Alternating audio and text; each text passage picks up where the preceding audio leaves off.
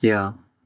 Ja, für zukünftige Generationen wäre es bestimmt interessant, wie die Plejadianer ein Geldsystem entwerfen würden, wenn sie eins hätten. Also sie hatten ja ganz früher hatten die sicherlich auch ein Geldsystem. Ja, jetzt haben sie vor etwas über 52'000 Jahren haben sie das abgeschaffen, wo sie Frieden geschaffen haben. Es haben sich so viele Menschen haben sich umgebracht, weil sie nicht schlagen sind mit allem zusammen. Und ja, und heute haben sie seit rund also mehr als 52'000 Jahren haben sie kein Geld mehr. Ja. Nicht mehr. Ja. Und, aber wie war es vorher bei? Das wäre wirklich das ist genau gleich wie da auf der Erde. auch so ausbeuterisch. Ja, genau gleich. Nur ist ja übel. Ja. Das ist, weil es ginge ein Geldsystem zu haben, was gerecht ist. Ja. Dass eben die Banken das Geld, was sie an Gewinn machen, nicht behalten dürfen, sondern an die Allgemeinheit zurückfließt. Ja. Und das wäre fair. Sie dürfen über das Jahr schon Gewinn machen, aber am Ende des Jahres fließt das Geld. Und dass sie eben nicht übermäßige Rücklagen machen dürfen. Ne? Und alles ist einfach allgemein gut. Das müsste alles allgemein gut sein. Der kann da wohnen, der kann dort wohnen, dort wohnen und dort wohnen. Das spielt überhaupt keine Rolle mehr. Ob das Land wertvoller ist, ob es mehr Ertrag gibt als dem anderen und so weiter und so fort. Es ist jeder zufrieden mit dem, was er hat. Und was er kann bewirtschaften. Ob er geht arbeiten für die Allgemeinheit oder ob er die Heime schafft für die Allgemeinheit, das spielt ja gar keine Rolle. Wichtig ist, dass die Sache laufen tut, dass alles harmoniert tut und so weiter und so fort. Und jedes das hat, was es braucht. Oder? Ja. Aber bei dieser Überbevölkerung. Das viel 20-fache Überbevölkerung haben wir auf unserer Welt. Ja. Das sind natürlich. Das sollte nicht mehr als 500 Millionen Menschen haben. Ja. Wir haben aber 10 Milliarden. Ja. Oder? Und so wird die ganze Natur kaputt gemacht, die ganze Schöpfung verreist, die wird am Boden gleich gemacht, die Tierwelt wird ausgerottet, die ganze Lebenswelt wird ausgerottet, ob es Gras ist oder ob es Bäume sind, ob es Menschen sind, ob es Tiere sind oder sonstige Lebensformen, alles wird einfach nach und nach ausgerottet. Ja. Oder? Es ist nicht mehr allgemein gut. Jeder schafft für sich, nur für sich alleine, schafft nicht für die Allgemeinheit. Es ist alles so, dass es abhängig ist vom Mammon. Ja, aber wie würden die, wenn jetzt zum Beispiel bei den Plejadianern, da ist ein schönes Stück Land und das wollen dann viele Leute haben, weil es so schön ist. Wie würden die das dann regeln? Wir machen das ganz einfach. Wer da und dort leben will, der kann dort und da leben. Da wird weder etwas strittig gemacht, noch sonst irgendetwas. Also wer zuerst kommt, mal zuerst. Ja. Zum Beispiel. Reden miteinander. Verhandeln miteinander. Wie man da sagt. Oder? Ganz einfach reden miteinander. Die Welt ist ja so gross und hat so viel Platz. Ja, bei 500 Millionen, ja, aber bei 10 Milliarden halt nicht aber mehr. das haben sie ja nicht. Ja. Das haben sie ja nicht. Also müssen sie auch nicht streiten um ein Stückchen Land. Ja, sie haben auch keine Straßen und so weiter, ne? Was ja unheimlich viel zerstört. Ja. Ja. Das ist natürlich ein Riesenvorteil. Ja. Denn niemand will an der Autobahn leben. Gemacht. Ja, wird so viel kaputt gemacht. Ja. Und immer mehr Straßen. Ja. Je weniger Menschen es gibt, umso weniger braucht es in der Natur etwas zu zerstören. Oder? Die können ja nur das zerstören. Ja. Oder? Das siehst du, was der Rösti rausgelassen hat, der Bundesrat. Da oben da. Strassen bauen, Flughäfen bauen, Sportplätze bauen. Für die Menschen. Die Natur, dass die kaputt geht dabei, das spielt überhaupt keine Rolle. Die Wildtiere und einfach abknallen, fertig, Ausschluss. Das ist das, was sie im Kopf haben. Und so etwas nennt sich nachher ein Bundesrat. Einer, der weiterdenken sollte, der fürs Volk denken, der für die Welt denken, für die Natur denken, für die Schöpfung denken. Oder? Es wird nicht gemacht. Es wird nur wegen Mammon. Ja. Alles hängt vom Mammon ab. Ja, daher befasse ich mich da halt verhältnismäßig viel mit, wie man da mehr Gerechtigkeit schaffen kann. Ja, das kannst du nicht machen, wenn Menschen nicht lernen können, Michael, wenn sie nicht Sorge geben auf die Schöpfung geben, auf die Natur, aufs Leben, auf die Fauna und Flora, oder? Wenn sie das überhaupt nicht kümmern, sondern nur den Mammon kümmert, dann kannst du rein gar nichts machen. Zuerst muss der Mensch anfangen, richtig denken und die Sache schätzen, die Natur, die Schöpfung bringt. Oder? Und wenn das nicht passieren tut, dann hängen wir nur alleine einem Mammon nach, einem Profit nach, einem schönen Leben, so wie der Mensch sagt, und so weiter und so fort. Aber nicht dem, was die Wirklichkeit ist, was die Wahrheit ist. Was willst du da dann anfangen? Als Einzelner kannst du nicht mehr tun, als das verbreiten, so gut es geht, wenn möglich rund um die Welt herum, so wie wir das machen. Oder du kannst nicht mehr tun, du kannst nur rund um die Welt herum, kannst du sagen, was richtig ist. Und wer es nachmachen will, was richtig ist, das ist dem seine Sache alleine. Du kannst ihm nicht sagen, du musst, oder? Man sollte es weg, man sollte es weg, man sollte es weg. Aber nicht, man muss. Ja. Oder? Dann, wenn du das wirklich muss brauchst, dann ist es sowieso gerade ein Zwang. Ja, dann erzeugt das Widerstand. Es muss immer der freie Wille vom Mensch selber sein, wo er braucht, um selber vernünftig zu werden, verantwortungsvoll zu werden und richtig zu handeln. Richtig denken und richtig handeln. Ja. Du schreibst zum Beispiel von dieser militärischen Truppe, die sozusagen eine weltweite... Das ist Macht, mörderische Macht. Nein. Das ist eine Mordorganisation. Ja, nein. Du schreibst von einer Weltfriedenstruppe. Das meine ich. Und da gibst du sozusagen ein konkretes Beispiel, was die Erde machen sollte, auch wenn sie es jetzt nicht tun werden, also oder noch nicht tun werden. Aber da ist schon eine Information, wo das dann in der Zukunft hoffentlich dann auch aufgegriffen wird und umgesetzt wird, um Frieden zu schaffen. Ja. Und eben beim Geldsystem, denke ich, wäre das auch nützlich zu haben, weil... Es ist eben nicht mit dem zu tun, um Frieden zu schaffen. Es geht, bei dem Frieden geht es auch nicht nur um den menschlichen Frieden, wo der Mensch Frieden haben untereinander, sondern Frieden mit der Natur haben, mit der Schöpfung haben, mit der Tierwelt, mit der Lebenswelt, wo es überhaupt gibt, Fauna und Flora. Auch dort braucht es das, was wir nennen Frieden. In dem Frieden ist eben mehr als einfach nicht kriegen und nicht streiten mit den Menschen, sondern da ist auch die ganze Schöpfung involviert drin. Weißt du?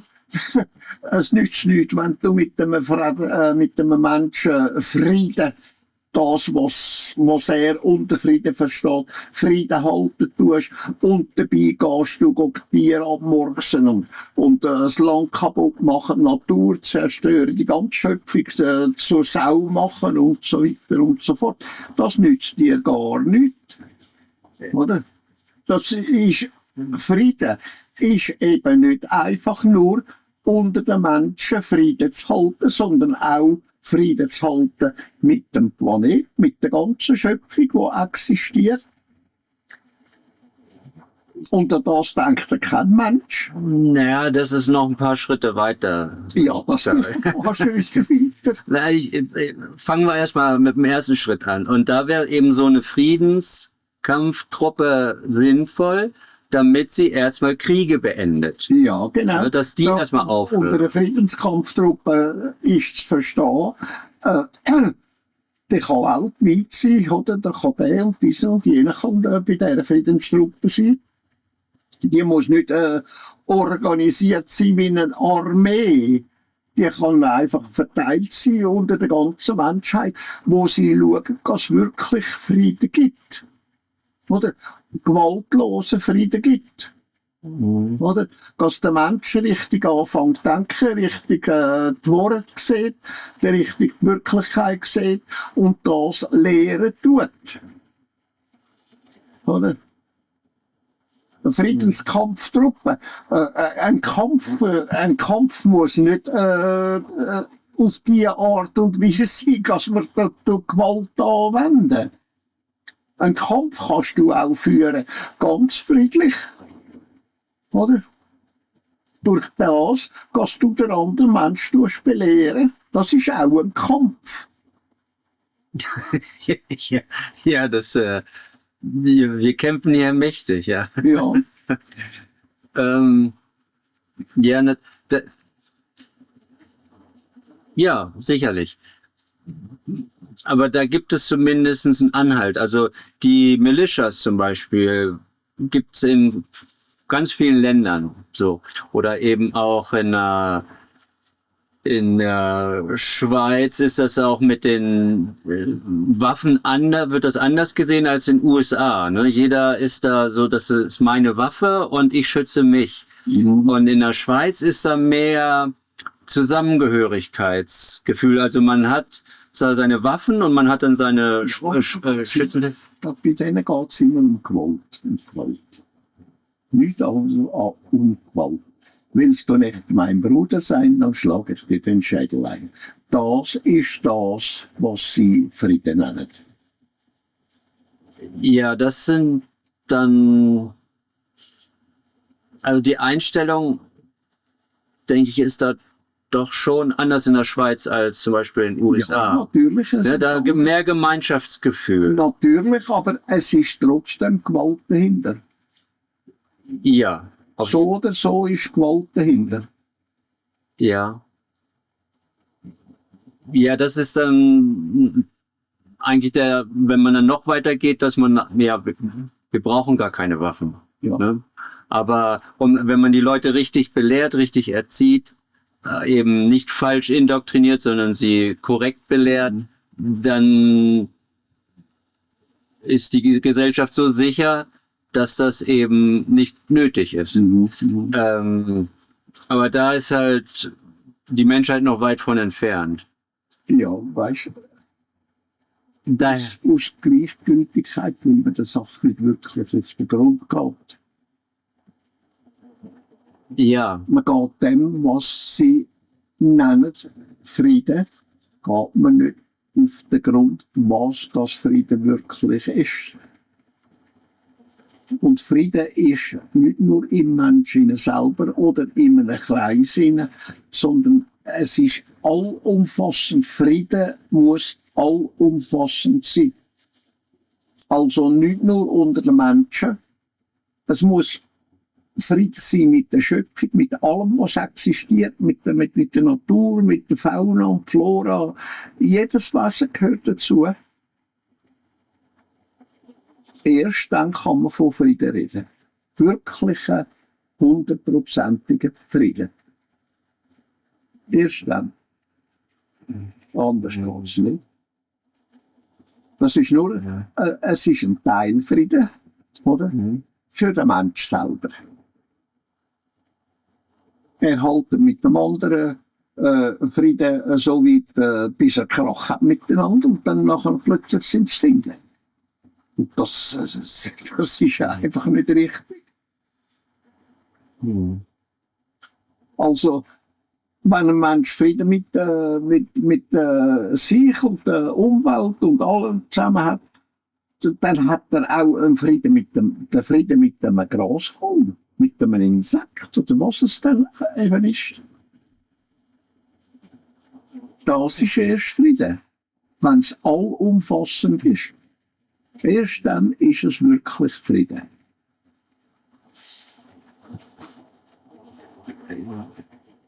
Ja.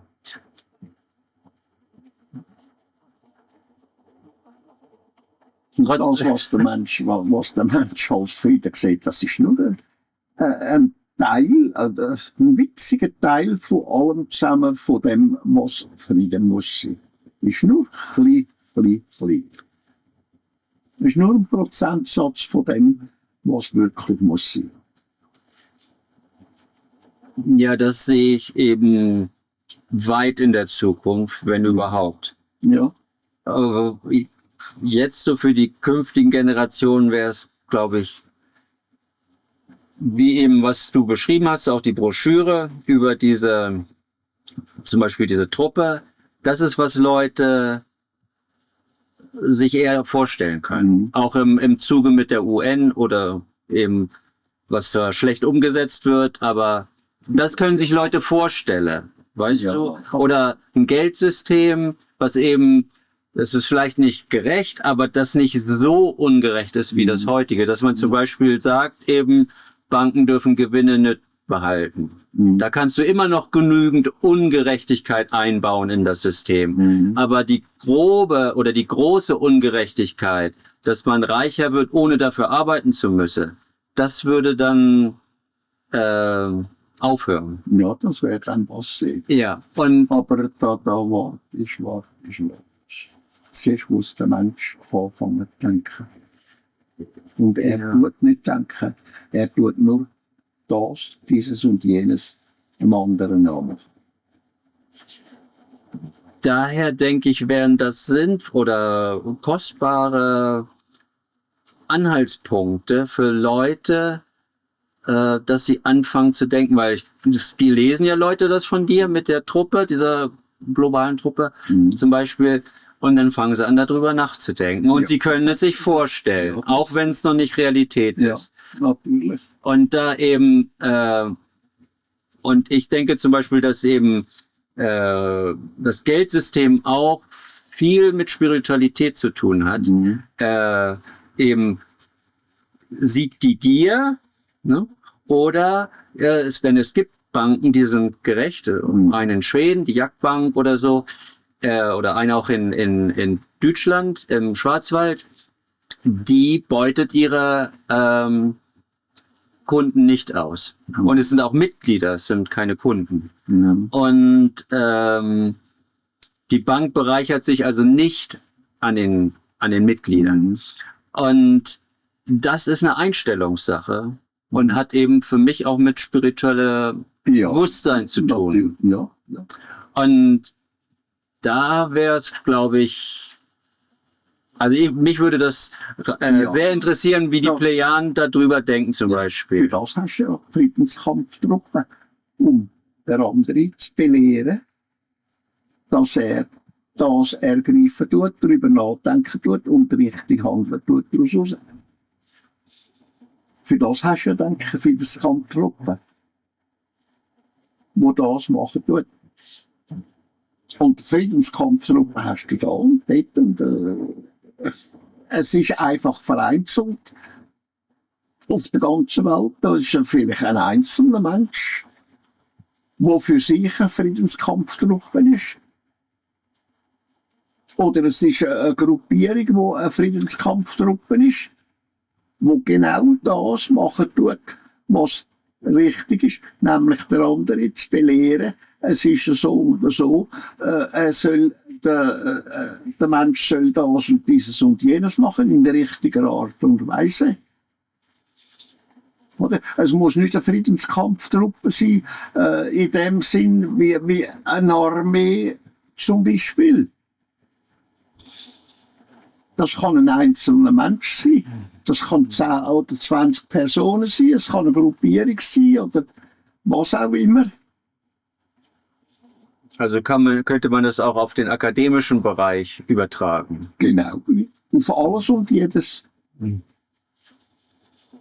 Okay, ich hatte das bisher eigentlich immer nur militärisch. Ja, das darfst du nicht militärisch sehen. Militärisch gesehen ist eine Mörderorganisation. Ja, auf jeden Fall. Aber eben, dass das sozusagen ein Ratschlag ist, wie man die Kriege stoppen könnte auf der Erde. Ja. So hatte ich das gelesen und verstanden. Ja.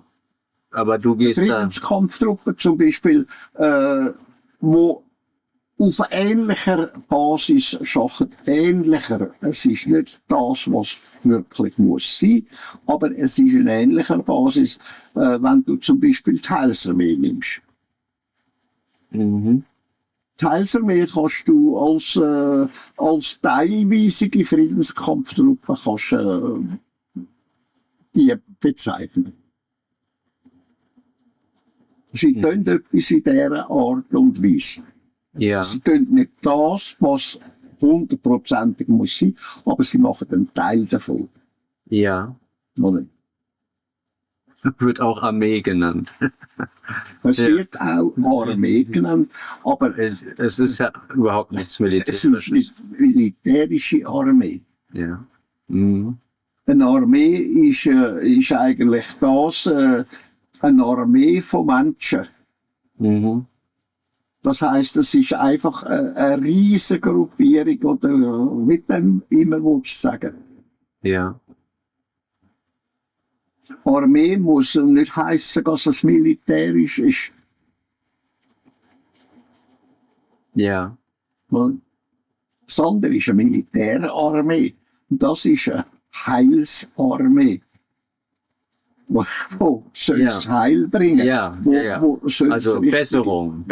Ich lese das als Besserung. Ja. Weil, Ja, ja. Ich sehe das jetzt nicht religiös. ja.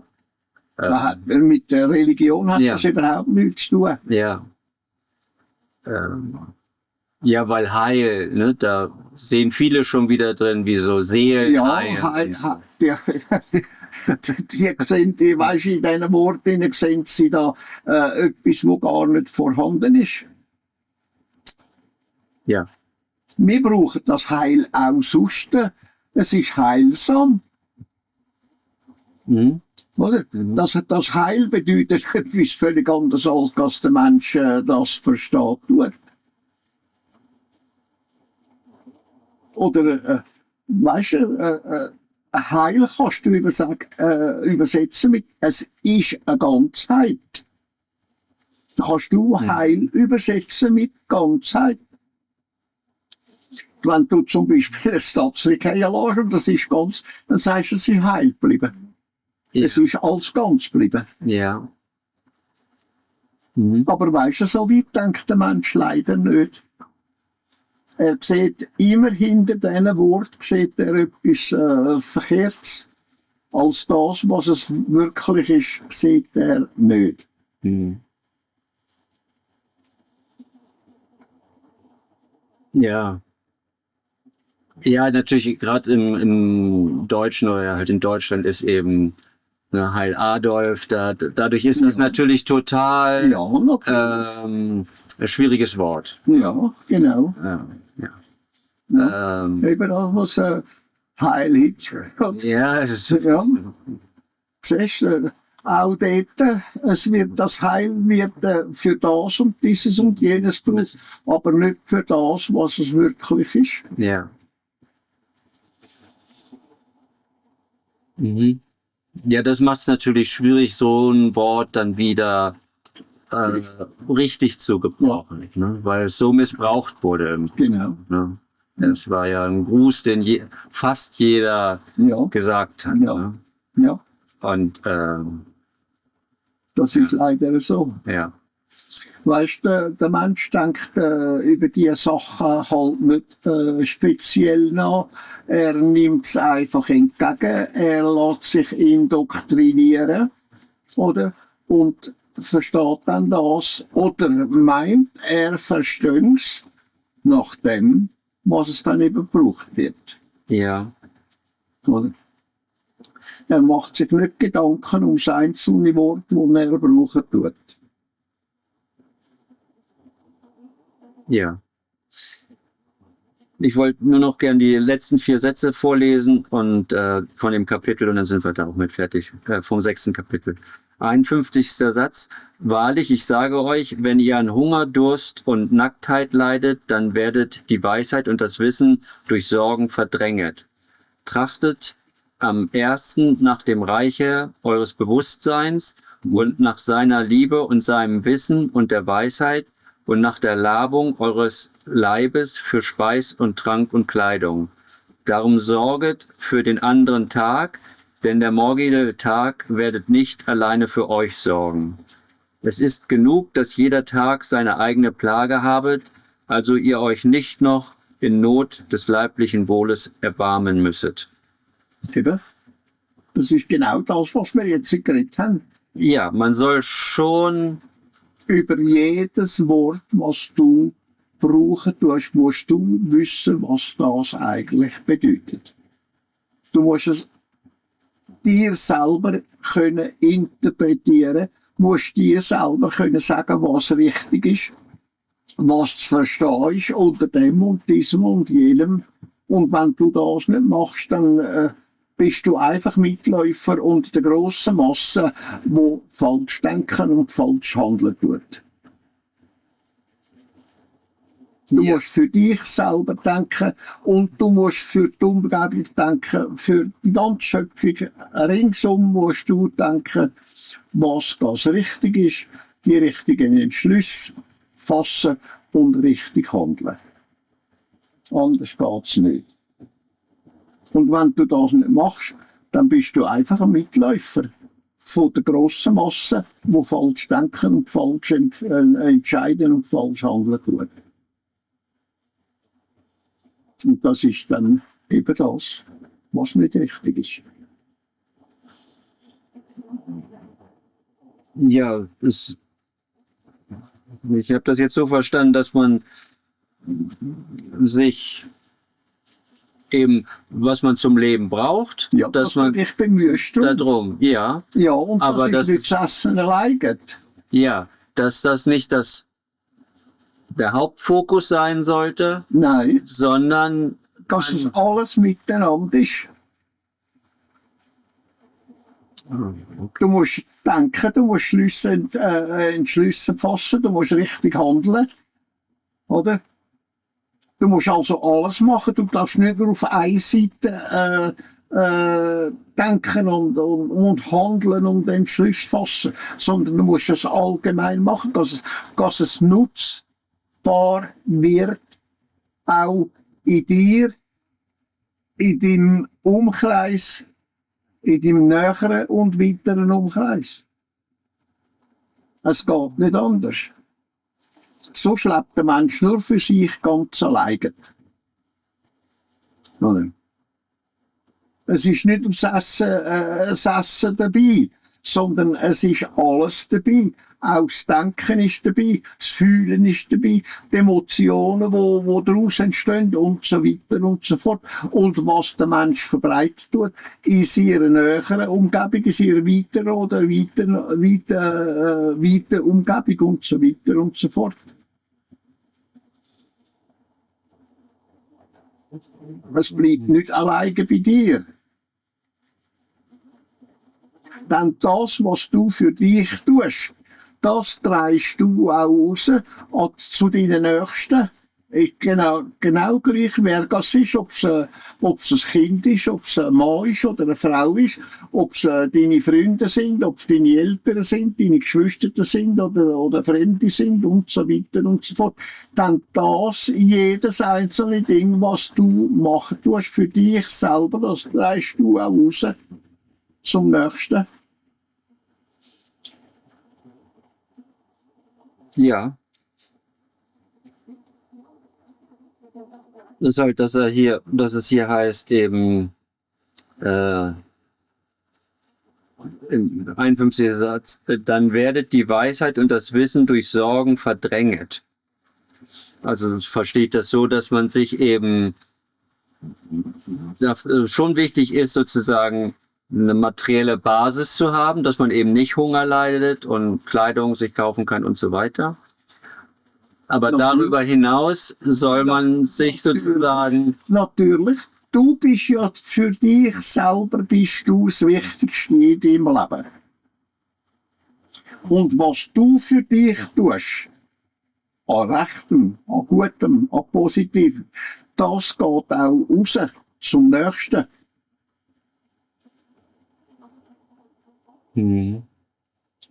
Du strahlst das aus, zumindest strahlst du das aus. Und das wirkt beim Nächsten wieder. Bei dem und bei jedem. Oder? Je nachdem. Ja.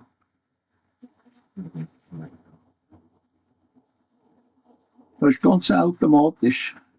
Dann jeder Gedanke, den du hast, im Positiven, im Negativen, der wird ausgestrahlt. Der geht raus und trifft die Nächsten. Ja, und das ist für mich dann vom Verstehen her der nächste Schritt, dass man, wenn das die Basis gegeben ist, dass man dann sich immer mehr sozusagen darum bemüht, Wissen und Weisheit anzusammeln. Ja, richtig. Richtig. Also das eben, denn wenn man eben nicht diese materielle Basis hat, dann leidet halt das Bewusstsein. Leidest du genauso wie die Umgebung. Ja. Und dann Dann ist, wie gesagt, dann ist der Zapfen los. ja, und dann überwiegen die Sorgen, so dass man dann da keine Zeit und auch keine Energie für hat im Grunde, Ja, genau, das ist es. da mehr anzusammeln. Ja, Ja. das ist genau selber. Und das strahlst du dann auch aus. Und das trifft wieder die Umgebung, deine Umgebung. Ob es eine Pflanze ist, ob es ein Tier ist, ob es ein sonst ein Lebewesen ist, ob es ein Mitmensch ist oder was auch immer. Der wird treffen, davon, ob er es nun wahrnimmt, bewusst wahrnimmt oder nicht. Aber es wirkt auf den Nächsten. Ja. Ja, vielen Dank. Gern geschehen. Gut.